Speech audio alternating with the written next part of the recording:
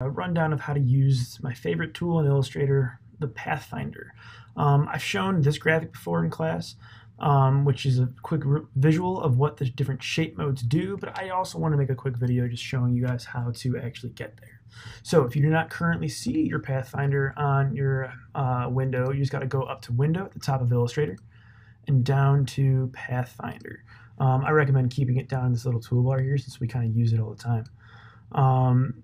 So once I pull that Pathfinder up, I've got a few different shape modes. And as it kind of implies, we're going to be working with combining and kind of interacting shapes with each other. So there's these four main modes right here and one extra one that I'll talk about. So right here is an example. I've got a cyan star on top of a magenta circle. So you can see how the different modes interact with each other. The first button, which is this little guy right down here, Unite, simply combines the two shapes or more that you have together. So if I grab these two shapes and click Unite, then bam, they are now one complete shape. If I zoom right back out, the minus front, if I select two shapes, keeping in mind the cyan star is in front of the magenta circle, minus front will take whatever shape is in front and subtract it from the back one.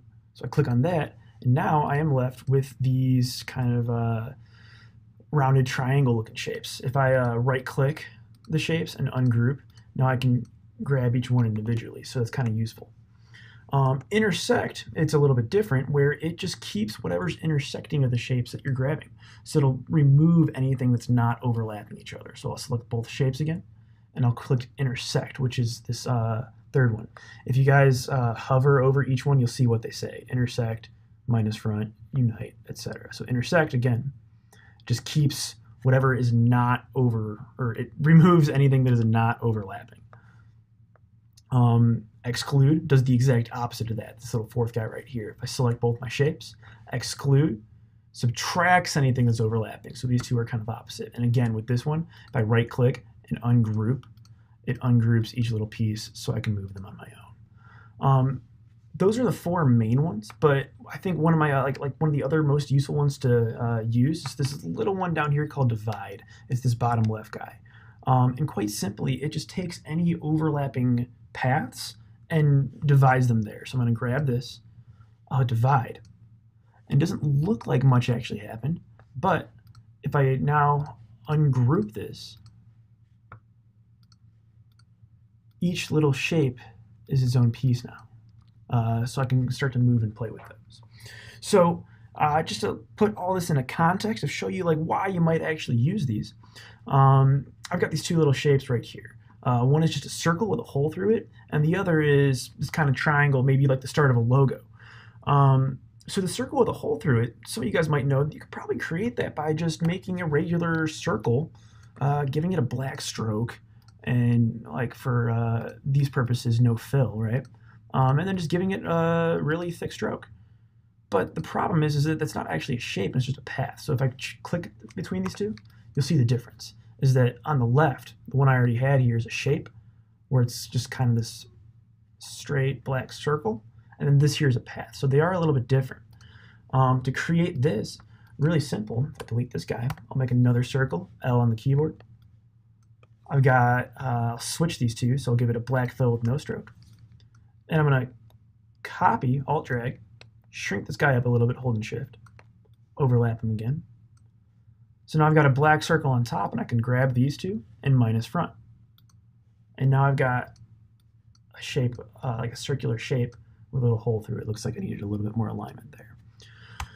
So to make this guy, I can do something real similar. We see that like there's a hole cut straight through this triangle. So let's go ahead and grab our shape tools.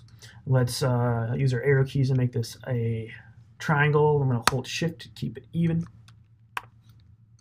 I'm going to go ahead and edit, copy, and then edit, paste in front.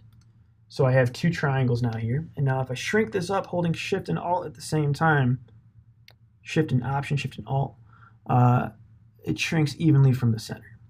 So now I can go ahead and grab these, minus front, and now I've got my triangle right here. But as I'm looking at this, so this one's got this hole through here. So the first option might just be to overlap with a rectangle. If I just grab this quick white rectangle, maybe the same size as that, just to keep things even. Stretch that out and make it white. Now these two objects look the exact same or similar, but this one still has this white rectangle, which really won't do as much good if it's on a different color. So that minus front is going to come in handy again. And boom, now I've got a kind of a cleaned up version of that logo. So there's just some basic uses of the Pathfinder. Please just check this video out and scroll back to remember where to find it. I really recommend keeping it in your dock right here. Thanks. Check out any more videos for more help.